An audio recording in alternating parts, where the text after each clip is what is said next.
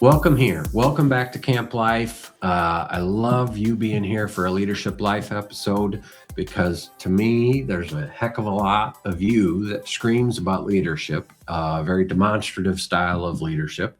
And I want to unpack a little bit about where that came from, how it started, and then a little bit about how you use that to your advantage and try to minimize the times you use it to your disadvantage.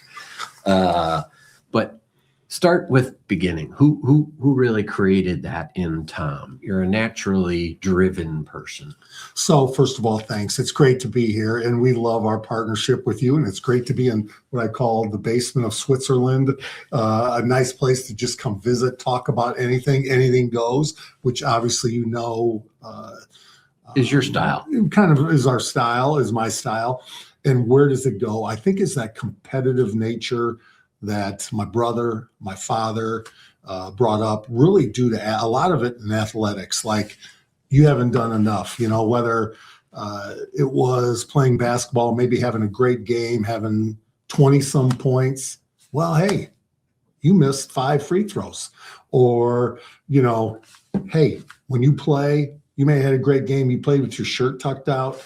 Tuck your shirt in, look the part, and just always driving for more. And I was fortunate. I know everybody talks about their families not being this, not being that. I had a great family, had a great upbringing, but we had to work and we had to compete, and there wasn't second best. And so I've always driven that, sometimes to my kids to what they didn't appreciate sometimes. But they haven't always been raving fans. Correct. Yeah. And, then you throw in Jackie, and, she may not have the same drive or different type of style. And so, you balance that out, you learn. And I think that's the number one thing. Who I am today is much different than who I was when I started in business after college. And you just kind of learn and grow from those experiences. And the biggest part of that is trying to share those experiences with individuals that may be going through it right now. Yeah. And how do they get better? So growing up, obviously your dad had a major influence. Tell me about that influence. I just think, again, he was always there for me, number one. But number two, he never settled and didn't allow me to settle, and was always willing to find ways to get better, and a little blood, sweat, and tears, whether it was getting out, we used to cut the grass with the mower, with the push mower that literally was the push. Yeah. And even though the gas propelled mower sat in the garage, I was to push it, with the regular one, to learn and wait till it's like 90 degrees and, in the heat. But I love growing up and had the opportunity to, I think, from a discipline perspective. And that's where I came home to, you were going to get more than you got it at school. You show respect, your teachers. And, to this day, when I think about Mr. Fruth, Coach Fruth, and the people that I really looked up to during school, had that old school mentality. And then, God love my brother, to this day, he is the guy that I've looked up to all of my life, and kind of always wanted that praise. And, it all goes back to sports, but our basketball one-on-one started with, there's an elbow to my nose, or wiffle ball with the big taped ball, putting one in my back to start out with, all that growing up. But we had a family that loved each other, and most importantly, looked out for one another. And that's what I think, with all the hate and the separation that we have, somehow I was always brought up is you're loyal to your team. Yeah. And we got to bring the team back together, both sides. I don't care R, D, whatever,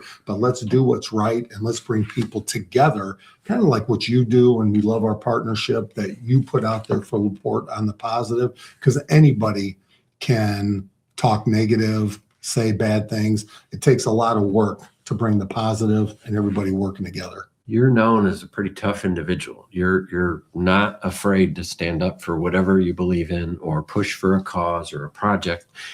How do you do that while respecting civility and decency and communication. You know, how can you be tough and strong while being accommodative and listening? So I think, first of all, you have to have your points of why it's important. You know, you have to understand, hey, this is going to make a difference and improve people's lives. And that's one thing we tell our department heads and myself. If we're doing something that doesn't improve the lives of our residents, why are we doing it? And so we focus on the points, the talking points, and we'll give everybody an opportunity to debate. And I stay as kind, respectful. What was the movie with, I can't think of, Patrick Swayze, you know, be nice till it's time not to be nice, or, you know, whatever. Yeah. But, you know, then when someone sets the tone, I'll play to that tone, but you have the chance, first of all, that I'm going to be respectful with you, but we're going to debate those issues.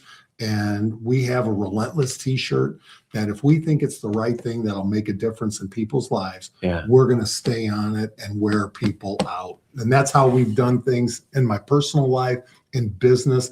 We will just day and night wear you out till we are able to win. It's a little bit like how you play basketball. I've heard some of the stories about you playing basketball at the Y, and you know, it's not like, hey, make sure Johnny gets the ball. It's make sure Nick eats it while you stuff over him. And it's always funny because you hear those stories, but any of those people that complain about the style, the old school style, forget how many times they hit me in the back, or, you know, that's always left out of the story. But I love competition. I don't care whether it's pickleball, whatever.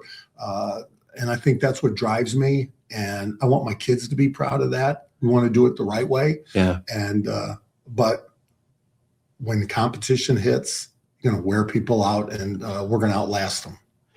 What is it about LaPorte that makes you so focused? It's my hometown. I grew up, and what I grew up with was pride, and our community had pride. And when I retired from the legislature, we had sold our business, and I was going to just retire. The opportunity came up when Mayor Milo left, and I just said, I wasn't sure I liked the individuals that were going to run. This is my hometown. And I felt like there was a real option to bring that pride back and grow, because for many years, 30 years, you saw limited housing. Our population was status quo. And I said, we can do better, and our residents deserve better. And I said, I'm going to run. And I just think LaPorte is a special place. And it's a reason with all the kids that have gone through our school system, have gone on and haven't found a reason to come back. We're going to now, and have been, I think, giving them a reason to at least consider coming back. When you look at all the housing development, and it was a scary number when I heard the Unity Foundation come up and say, oh, LaPorte's had 0.1% increase in housing. I was like, oh my gosh, we now have housing development coming. So you need a place for people to live. And we've heard homes of all types for many years. Who would have thought, and this is kind of the funny thing, people say, well, did you ever think Microsoft would really come to LaPorte when you said that? Yeah. And I was like, yeah. And that's that standard. That's that belief that, hey, we knew they would come here. We believe we've got a story to tell, and LaPorte's the best place. Did we think ESPN would come here? Yes. And now look, 5 years in, 3-day tournament, Fox, ESPN.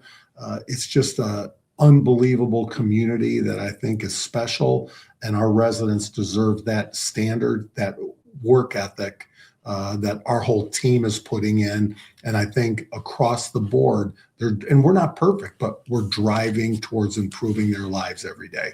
You've got same challenges everybody else has with, you know, federal legislation, with the cost of inflation, with state legislation, making all kinds of changes. You've been very aggressive on let's go deal with all those concerns, and let's talk about them publicly, and let's, you know, work together across the aisle on grants and whatever the heck it is. What would you say to the person that says, what are you doing to make sure you're still protecting my nest egg here? So I would tell you, you hear about all these cuts everywhere. And my mayor's message last year was growth. And what we want to have is the control that no one can stop us. hit us with everything. And I've said the Senate Bill 1 from last year, fine. You're not going to hear us complain about that. It's done. We're going to grow, and we're going to control the growth in our community that improves the lives, but we're not going to rely on the state. We're not going to rely on the federal government to take away whatever they do or supply us with something else. We're going to create our own success and just stay out of our way. It's an awesome premise. Let's control our own destiny. Yeah, 100%. And then if these complement, that's great. But I don't want to depend on that. 100%. And we're going to drive, and growth is what does that. And again, people sometimes may not like that, but that's where we don't ever have to rely on the state at the federal level. And I'm all about government reform. I think we should look at it at every angle. And I've said on day one, if there's no longer a need to have a mayor and you want to combine, great, let's talk about it. But I don't know why we have 3 commissioners.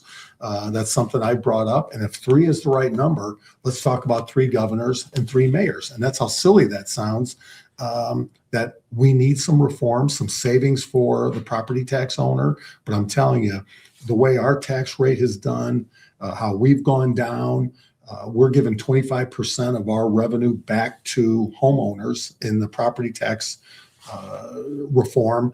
And we're going to be fine because we're going to find ways to do it. And we're going to, again, outwork everybody to make sure our residents are taken care of. You're a big believer in the value of schools. You talk about the Microsoft partnership. The schools were a big component of bringing that together because you knew the resources that could drive, that would help the schools from that regard. How have you been able to take, whether it's business partnerships, educational partnerships, industry partnerships, how have you been able to put those together, or political partnerships? You've gotten some grants. Mervan's helped you out a couple of times. You don't mind getting whoever it is at the table. Sometimes it's, well, let's have folks get together at our table, and then we'll have some other people get together at their table. You're a little bit more, let's just get all the dang people together at the table, period. We're pitching everywhere. You as a business person, you don't look at the R's, you don't look at the D's. This is a business. I'm at the point where politically, I'm a Republican, and what I do for the party is I think I lead well as a mayor and try to improve our community. That's what we should be doing politically. But other than that, Congressman Mervan was great, providing $1 million to our highway downtown project for redoing a road. And it shouldn't matter whether he's a Democrat or not.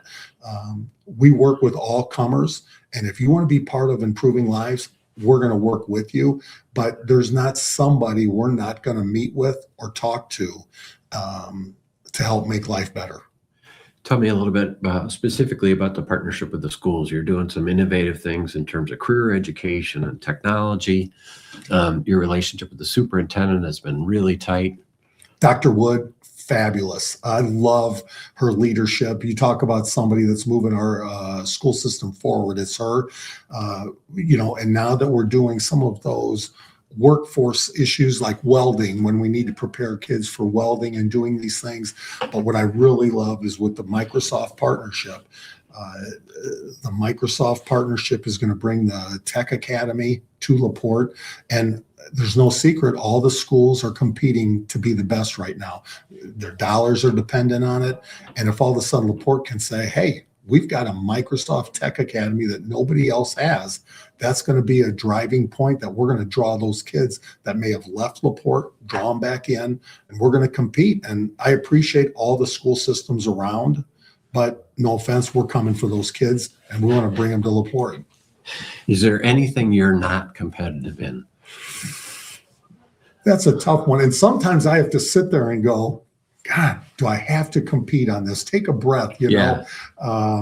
My son sometimes will say something and it's like, can't we just play checkers? Because he's got that drive too, without, like throwing over the table.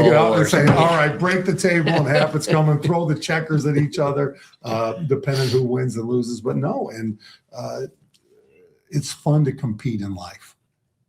And pursue winning. Not just compete, but pursue winning. What I always loved about sport is there's a winner and a loser. And winning does feel absolutely fantastic and losing feels absolutely horrible. And they should be very, very different feelings. And there's some, well, I don't really get so excited about winning. Well, you're probably not going to get too bummed out about losing then either. Like, I think the more you crave the one, the more you detest the other. Oh, it's winning is everything in life, I think. And I'll tell you, even going to the grocery store when I have a list, like if I can't find the specific item on that list that's been given to me, it's almost like a challenge to me that I always, Jackie may have given it to me just to see that I couldn't Just get to it test or I you. would fail. Yeah. And so like I will just walk the aisles, and you can ask people at Al's. You're back in the warehouse. Oh like, my gosh, I'm looking, I can't leave without bringing this home. And it drives me nuts that, because then I've lost. I haven't met that standard. And we go through, because I think she puts stuff out there that I don't know what it is, Yeah. just to test me, Maybe or to it's see how just, far I'll go. or maybe it's to keep you out of the house for longer. That works as well. Tell me about leadership and how you want to deploy that in the city, but how you see it being deployed elsewhere. Like, how do you take that fireball of energy that you are and then say, okay, the rest of the world maybe isn't exactly wired like me. How do I take my energy and put it into people in a form that they can ingest and digest and benefit from? Well, I think from our city team perspective, we all have our priorities. We all agree on them. And like as of this year, it's finish what we've started. Let's not take on anything new. Let's finish what we've started. And people are always, or our team is like, wait, is Tom saying that? Is the mayor saying that? Is that real? And it's like, yeah, but then give them all the tools to be successful and get out of their way. And if they're not hitting a deadline or something happening there, I'll kind of nose in. And that's hard. They're like, okay, I don't think it's micromanaging, but I think I want to be their blockers. And I think they finally are getting that. So any struggles you're having, I'm there to block for you so you can get your job done. That's where I focus my time in. And then it's just working, having tough conversations. And I think the other part of that is people want to know where they stand. And if you're unwilling, there are some things or areas of improvement, and you're not sharing it with the individual, that's poor leadership, because that just builds negativity. And then it's getting the right people on the ship and putting them in the right seats. And sometimes one thing I've talked about, and I mentioned it last week, is the team, a certain team can get you to the point where you are, but then it might take a different team to get you to that next level, and that's okay. And we've had some changes. I brought some people in that I've worked with for years in my business that I hired, and you can always, in my mind, teach people the product. You can't teach them how to interact with a team and how to lead.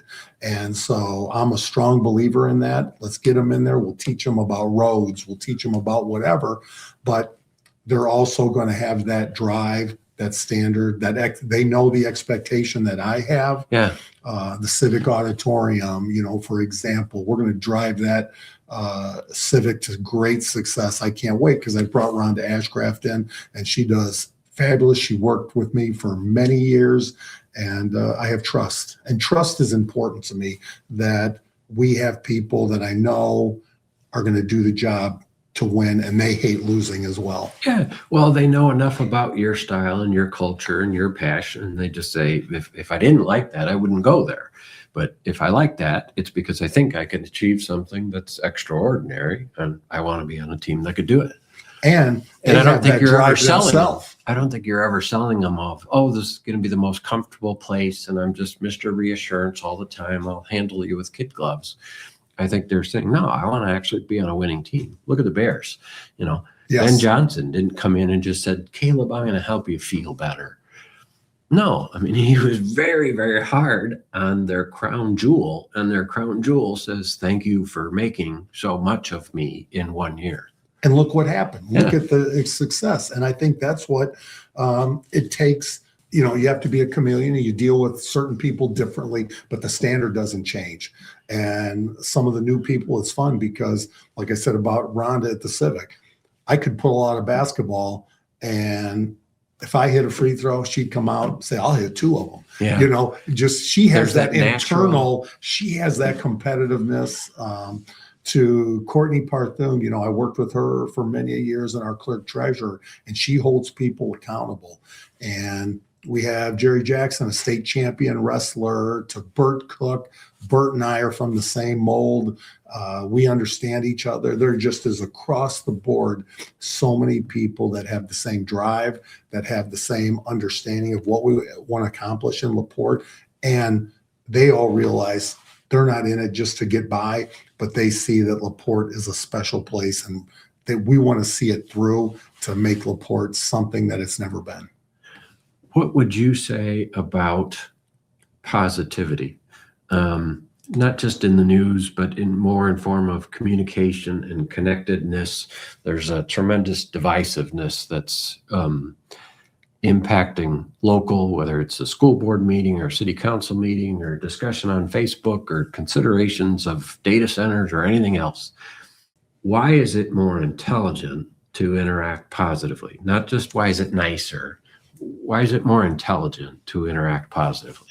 Well, first of all, can you imagine if you didn't do what you did in our region, how bad things would be? And you're putting the good word out there. And I can't tell you how much I appreciate what you and your team have done. It's amazing. And I mean that just not because I'm here, but because people at least have somewhere to go to recognize all the positive that is happening.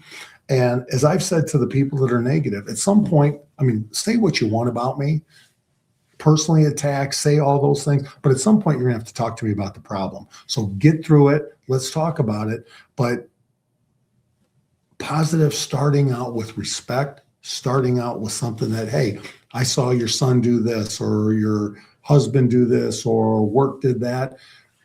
People have a hard time. You know, we talk about all the energy bills that are going on and people trying to stay in their homes and be able to pay the bills, pay groceries. They need something that gives them hope. And every day, a short message. I just texted Ben Conowitz because he had inappropriate trivia this past Saturday at the Civic. Yeah. I said, thanks for making a difference in people's lives by raising funds for an organization. People want hope, and it's easy to fall into the negative, but people know that, hey, when they hear something positive, that can give them that kick in the pants they needed for that day. In all of your experience, if you deal with 100 people in a day, how many of them are really jagoffs? That's a great term. You know, I grew up with that term from my brother. It's probably not appropriate, especially on a Good News Network, but that's why I view it. Like, very few people, I interact with very, very few people that are jerks, because most people aren't. And I think I deal with even fewer that are jerks because most people don't say, hey, you're the good news guy. There's this absolute jagoff. Let me introduce him to you. They just don't. But even in your line of work, you got to deal with some pretty contentious people. But my guess is it's a pretty small number of people that are really upset about something. The majority of people are just trying to do their job. Well, and upset, it's okay to be upset as long as you don't make it personal. And that's where the social media thing, we ignore that part of it. And if you want to come in or call or talk to me one-on-one, you have a right to be upset. And we make mistakes. Yeah. And the first thing that I think our team gets is you say, I'm sorry. Yeah. Because, hey, we admit fault. I said, we're going to work hard, extremely hard, but we're not perfect. And we do. And we just had a situation that I walked into last Friday, I think it was, where we had to say, I'm sorry. And that was the first thing I said. And now let's try to fix the problem. And the person had a right to be angry. And now we're in a good place because we showed we cared. And that's part of it. You own it, and then you try to make it better and you improve the situation. It's when you don't respond, or you don't, or you call names, or you put something out on social media. And we had a leak today, and someone sent something that a person put out on social media that lived there and was negative. And it's like, did you call the city to let us know? Yeah. Instead, you went to social media to one of the haters instead of saying, hey, I'm going to go to the city. You got a problem here. Can we try to fix it? And that's what we got to get back to, just working together. I had an individual, I stopped by at a pancake breakfast yesterday and talked to the person. And I said, hey, how you doing, Tom Dermody? How are we doing in the city for you? Horrible. I said, great. I appreciate that. Tell me what we can do, get better. And he said, well, those plungers downtown, at the time we did that, the plunger's terrible. I said, I agree with you. I understand that, but here's why we did it. And here's the data we took away from that. He goes, oh, okay. And I said, are we doing anything good? He said, no. And I said, no, but here's my cell phone. You call me because I want to learn how to get better. That's my issue. If people aren't willing to work with you to say, I don't like this, that, and the other, what would I like to see? Then how real is it? And it's personal. Yeah. And you can't do anything with that. But it's those people that say, thank you for asking. Here's what I'd like to see. And maybe we can't do it, but we're going to work hard to make sure that all our residents see that improvement. I remember the first time I saw you on Facebook Live and you're like, hey, I'm Tom Dermody. If you got a question about your streets, whatever, just call me up. Here's my cell phone number. And I'm thinking, oh my God, why is he doing that? That's just, but you take them. I mean, people walk up to you all the time, make comments. People walk up to you at meetings and have discussions. People call you on the phone. People come to the office. To me, that's the main thing that people should expect from their leader is communication. But it seems like you make yourself very approachable.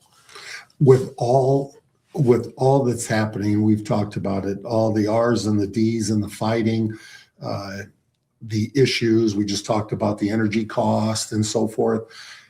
And if I wasn't doing the mayor job, I'd still be meeting with everybody, talking to people. It's just my opportunity to give back to a community that was pretty darn good to me growing up. And now I get a shot. And if people don't like what I've been doing, there's an opportunity for somebody new, because we do have to start preparing younger people to take leadership roles. And I think you have to be the number one. You don't have to know anything about anything, but you have to be accessible. You have to be available.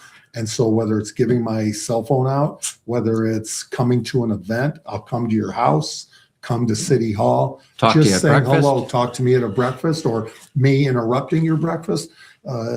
I just want you to know I care. You may not like who I am. You may not like how I go about things, and that's okay. That's your right.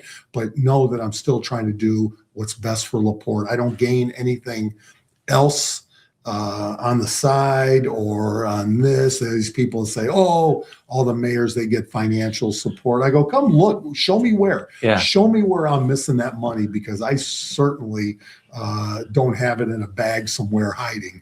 Touch on what for many is a very controversial subject, data centers. Yes. Can you effectively put in a data center that doesn't trash everybody's electrical rates, doesn't trash the environment, doesn't soak up too much water, and doesn't mess up the city?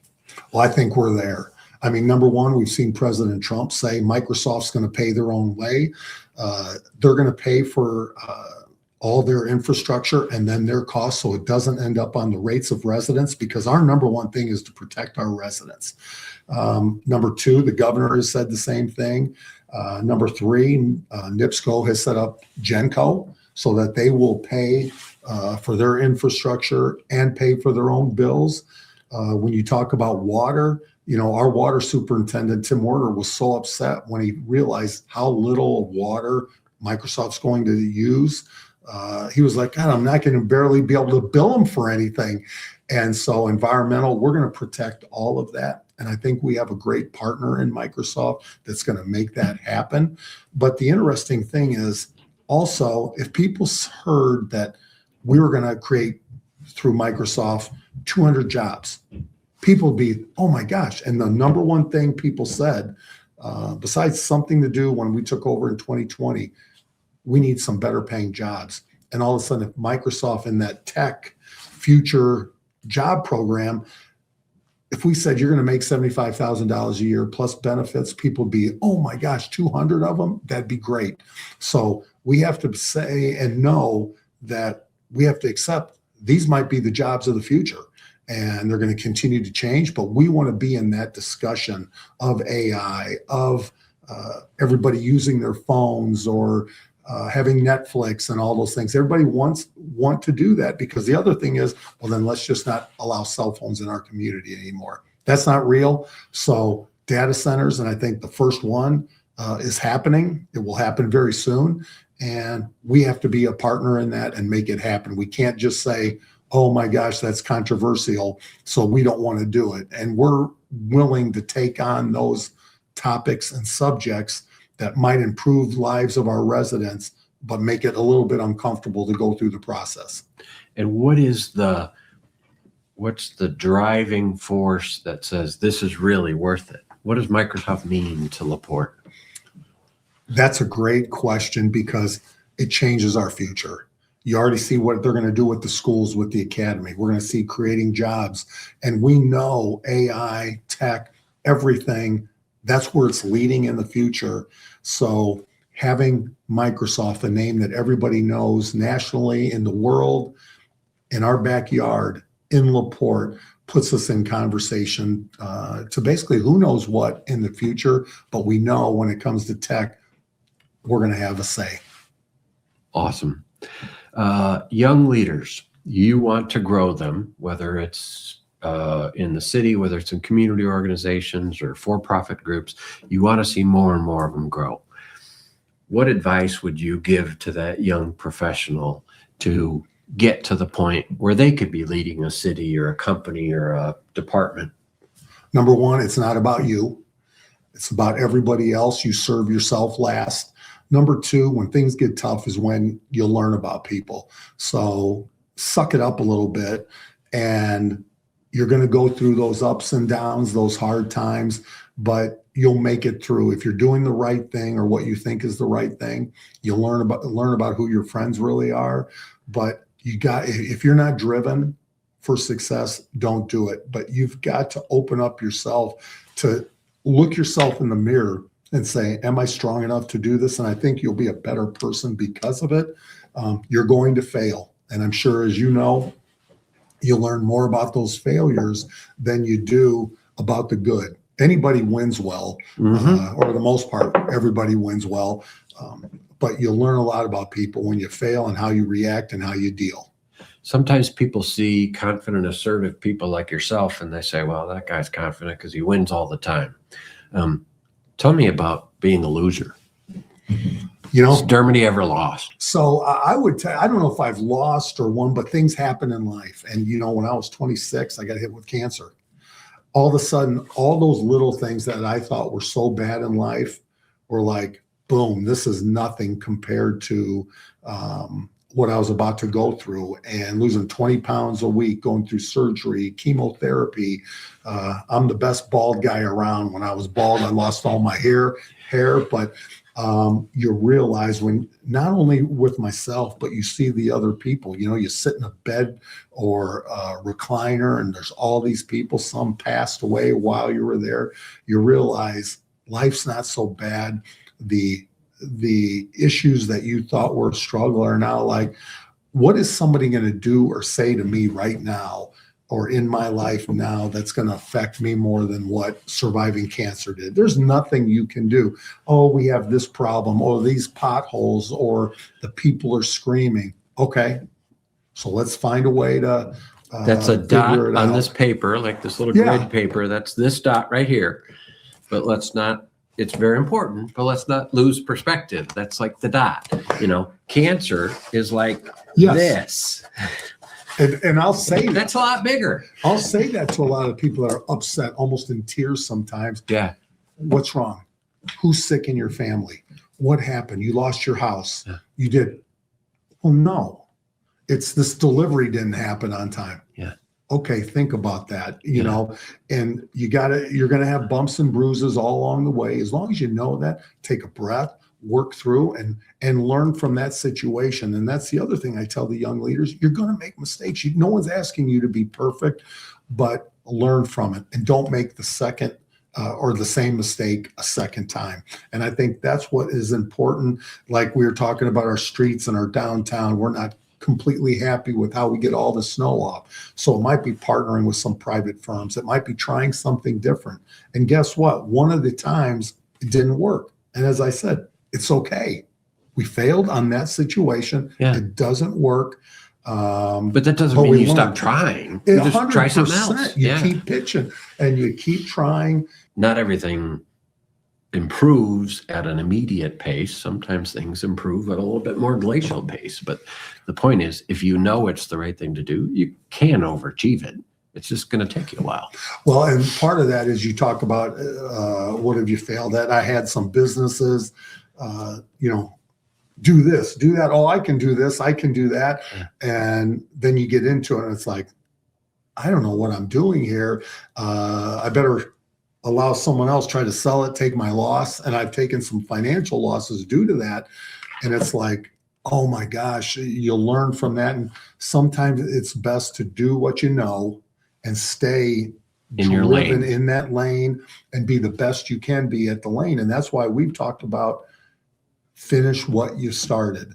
And that's why I remind everybody this year with everything coming, and they're like, oh, well, this came up. I said, is that new? Yeah. Or is it a finish what we started? Well, but look at the opportunity. I said, pull it back in. And that's my job. Finish what you started. And it's got to improve the lives of residents. And we'll worry about that another year. And if it's still there, it wasn't, it's an opportunity. If it's not, it wasn't meant to be. Forecast 2026 or for the city of LaPorte. Housing. I mean, Lennar's coming with 300 homes. And again, when you have 0.1% increase of housing over the past, 30 years, it's not going to get caught up overnight. It's not going to get caught up overnight, but it's great to see Lennar, Steiner Homes, Habitat for Humanity, Advantix. We have a full lane of housing of all types, so affordable to mid-range to high-end, because those first-time home buyers don't have a place to go and haven't had a place to go for some time. And we're just going to continue to provide the housing, obviously Microsoft, and then continuing to improve infrastructure that's 100 years old. I can't speak to previous leaders and administration, but we know this is a priority for us. We're cleaning it up every bit of time. But when you talk to and be at homes firsthand that have had backups in their basement or kids playing in sewer, we know what that is. That's unacceptable. And we're not a third world country, so we better find ways to make those improvements. And we've done that. And we have like our water, wastewater team are some of the smartest guys that we know, and they're getting it done. And so we're going to continue to improve those areas and do the little things that may not be, hi, we just did more water, wastewater, infrastructure down underground, under the roads. But we're going to continue to do that, and one day at a time, get better. Awesome. Anything else you want to close with? I just, important message to anybody? Appreciate we are LaPorte proud, and hopefully we're setting that standard, whether you like us, whether you don't. We're driving for our community every single day. And that's the fun part of it. I smile every day, getting up. We've got guys that have fun, ladies that have fun. And that's what makes life worth it. And we've got a council that has been willing to make some difficult decisions because they don't want to see status quo. And we're open for business in LaPorte. We love our region partners, the other communities, but also understand we're competing. So whether it's the LaPorte Bears versus the Hammond or Gary Bears, we believe we can compete. So let's get it on. But in the same sense, if we didn't get the LaPorte Bears and it was the Gary Bears or the Hammond Bears, we're the first ones to say, this is great for our region. Let's rally behind it. What do you need? What can we do to make it successful? So what do you tell the McCaskies right now? You're on tape and you're speaking to the McCaskey family. What do you say? I'll tell you what, LaPorte's a great place. Obviously, the tax situation is much better. And let's get out of that Chicago, right out of the backyard of Chicago. People want to drive in a nice area. We've got our lakes. We've got everything that people can hang out all weekend, something to do leading up to the Bears game. We'll increase ticket sales for you because, hey, we're going to draw those Detroit fans across the border in Michigan. We're going to make them Bears fans, and we will outwork anybody to make sure that the Bears program is a success. And who knows, maybe it's Microsoft Stadium. There you're onto something. You're onto something. Thanks again for being here. Thanks for long-term relationship, obviously, on behalf of the city and everything good happening out there.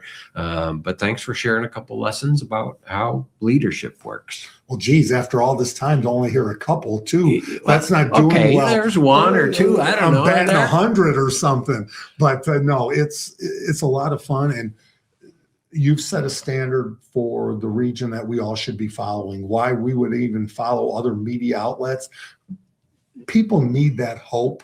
You provide the hope and idea to go, man, I didn't realize this was going on, but holy cow, right in my backyard.